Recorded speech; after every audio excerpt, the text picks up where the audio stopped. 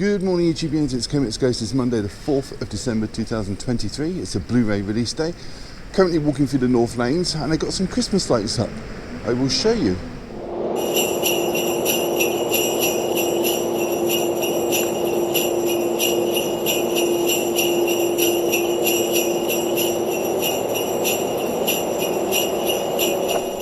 There's only 2 titles I'm after today in HMV, but I will show everything that gets a release. I did also meet some fellow YouTubers on Friday, plus a subscriber who gave me a couple of films, one of which I had and Jamie Powell took on my hands, but I will show you the other one in the conclusion.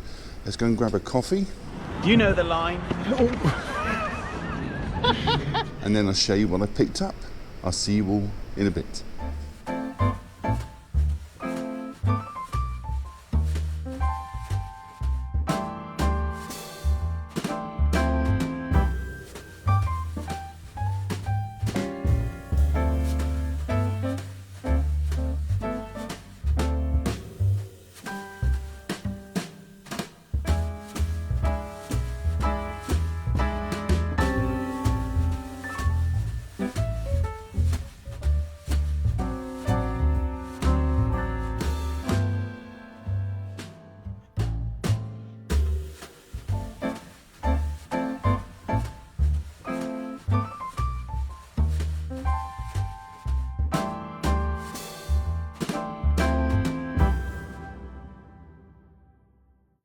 Now, doesn't that look inviting? That's a pub on the corner of Churchill Square. There's one right opposite, it has no decorations at all. I would go in the one that was decorated. I'm not a drinker, but I would use that one rather than the other one because they've put the effort in this Christmas.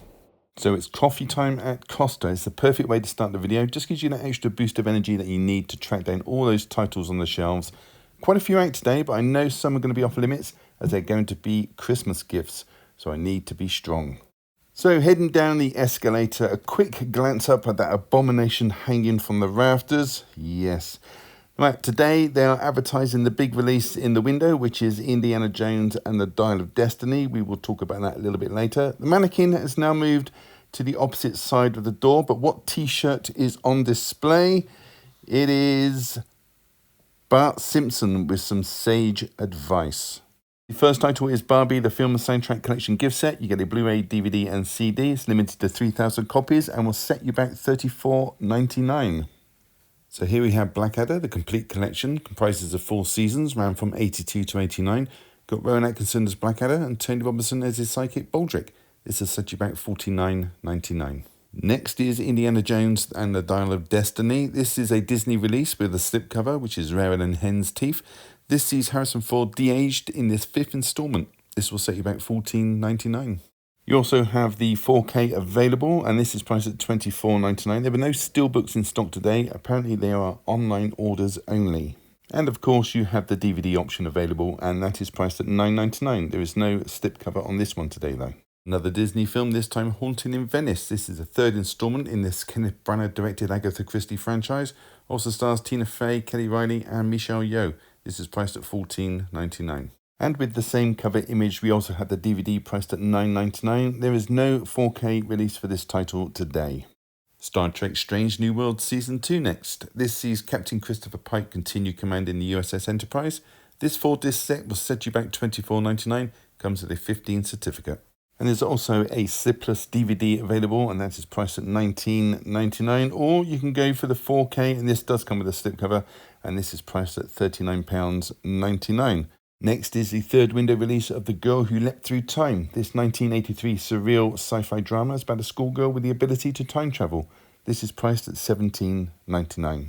George Michael Portrait of an Artist next. This collector's edition comes with a 44-page booklet. It's got a runtime 1 hour 40 minutes and is priced at $24.99 or £17 on Amazon.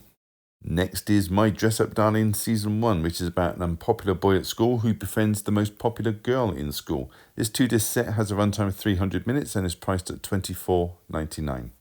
Next is Konosuba God's Blessings on This Wonderful World Legend of Crimson. This animated film has an English dub, should you require it. 90 minutes in length and is priced at $14.99 and comes with a 15 certificate.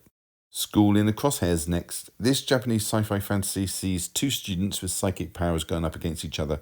This 90-minute film is from 1981 and it will set you back $17.99. The Circus next on the Criterion label. This 1928 romantic comedy was written, produced, directed by and stars Charlie Chaplin. This classic silent movie is priced at $22.99. Three Little Birds next, a mini-series put out by Dazzler Media. This 2-disc set was written by Lenny Henry, who appears in the show as Hosanna's father. This has 6 episodes in total and will set you back $19.99. Next is Until the End of the World, the director's cut. This sci-fi drama from 1991 stars Sam Neill and William Hurt. The initial cut of this film was 20 hours, but thankfully it is now a meagre 287 minutes. This will cost you $14.99. Next is Welcome to the Darkness. This is a limited collector's edition and it's a documentary on the rock band The Darkness, featuring interviews with Ed Sheeran, Roger Taylor, and the Darkness frontman Justin Hawkins. This is priced at $19.99. Blue Jean Monster next, a horror comedy from 1991. This is about a police officer who is shot and then electrocuted by a gang, which results in him turning into a monster. This 88 films is priced at $16.99. Next is The Inspector Wears Skirts, another 88 films release, this time an action comedy from 1988. It's about a squad of female officers having to work alongside a squad of male chauvinists. This is priced at $16.99. Next is Past Lives, which follows 2 school friends who have feelings for each other, but the girl's family emigrate to Canada, but years later they get in contact online. This romantic drama is priced at $14.99.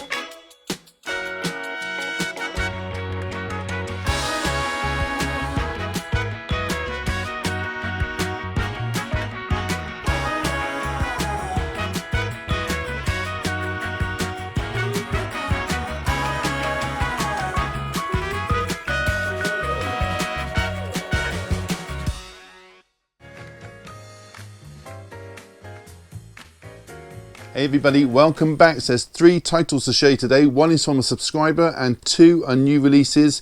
There were going to be more, but Christmas is coming and I've been told to hold off on some of the titles today. So obviously they're going to be Christmas presents, which I will show you after Christmas.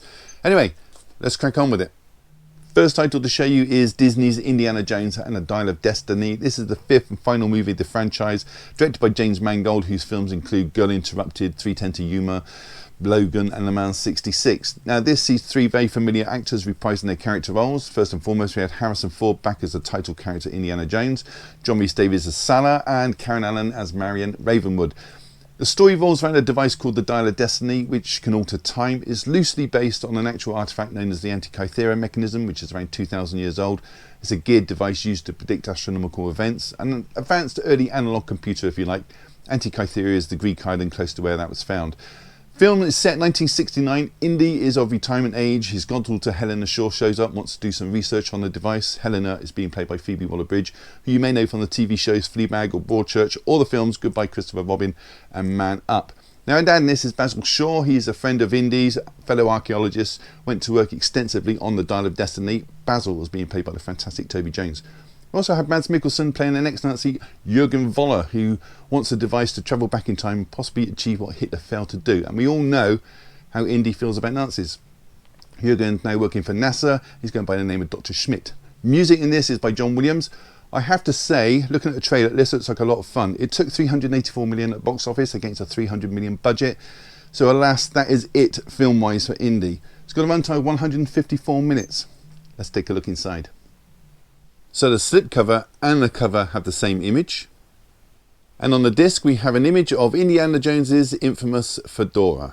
So that was Indiana Jones and the Dial of Destiny. Next is A Haunting in Venice, directed by Sir Kenneth Branagh. This is the 3rd film in the franchise. Branagh did direct all 3 of them. The first one was Murder on the Orient Express, which was made 2017, followed by Death on the Nile 5 years later in 2022. And now just a year later we have A Haunting in Venice. And this is set, dare I say, in Venice in the year 1947. I should point out all these films are based on Agatha Christie novels. This one's based on quite an obscure one. It's very loosely based on A Halloween Party, which was printed in 1967. But here we have Kenneth Branagh back as the mustachioed crime solver Hercule Poirot. He's now retired in Venice, enjoying his well-earned rest, but it's not long before that rest is interrupted by an old friend and crime writer, Ariadne Oliver, who's being played by Tina Fey. She wants Hercule Poirot to solve a mystery for her. Ariadne starts to believe that there is a spiritualist, or medium if you prefer. That's the real deal. She can summon the deceased during seances. The location of the next seance is that of an old haunted orphanage, which is now a lavish home of the opera singer Rowena Drake, who's played by Yellowstone's Beth Dutton. She's trying to contact her dead daughter Alicia, who it's claimed took her own life. The medium is Joyce Reynolds, played by Michelle Yeoh, who won the Best Actress Oscar last year for her role as Evelyn Wang in Everything Everywhere All at Once. There's lots of twists and turns in this, lots of ghostly sightings, not to mention a murder or two. Combine supernatural elements with crime mystery, so this was right up my alley. Quite atmospheric too. I thoroughly enjoyed this. Also stars Damon Dornan of 50 Shades fame and Jude Hill, who starred in Belfast. I watched this on Disney Plus, so there is room for both streaming and physical media. This has got a run time of 103 minutes. Let's take a look inside. So inside we have a plain blue disc. So that was A Haunting in Venice. Next and last is Dunkirk, kindly given to me by Anthony, thank you very much. It's a war film from 1958, made just 13 years after the Second World War ended. Directed by Leslie Norman, who was a major in the armed forces, and I mention that because this would have been fresh in the minds of not only the audiences watching, but also the filmmakers as well. Now the film opens in 1940 with a reporter called Charles Foreman, who's being played by Bond's M, Bernard Lee. He was M from 1962 to 79. He's also Johnny Lee Miller's grandfather. Anyway, Charles is trying to warn the people of the advancing German forces that are making their way to the French coast. The film also follows Corporal Tubby Binns, who's being played by John Mills, whose unit has now retreated from the area. He was on a private mission, leaving him and a few others behind. So now he's in charge because his commanding officer was killed. So it becomes a bit of a road movie of sorts. Binns and his squad are trying to team up with their old company, and Binns encounters this French civilian convoy along the way, and they are attacked by German aircraft, and then further on they hide out in an abandoned farmhouse which is besieged by the German soldiers, resulting in them losing one of their squad members. Meanwhile, back in the UK, orders are given for the launch of the evacuation of troops from Dunkirk, which, in case you didn't know, took 9 days, an incredible operation. The Navy commandeered all seaworthy civilian vessels to help with the mission. Also stars Richard Attenborough as John Holden. He is a manufacturer of army buckles who reluctantly helps with the evacuation. And you've also got Anthony Nichols in this, who starred in Night of the Eagle, which I showed on the 13th of November. I won't say any more.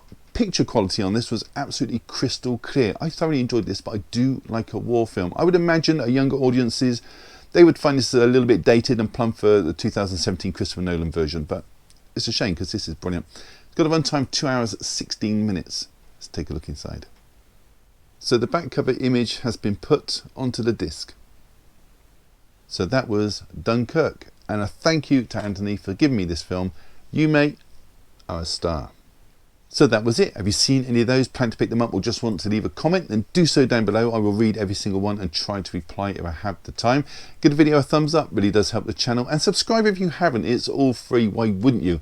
On that note, all that's left to say is thank you so much for choosing my channel today and watching my video. Take care. I'll see you all in the next one. Bye.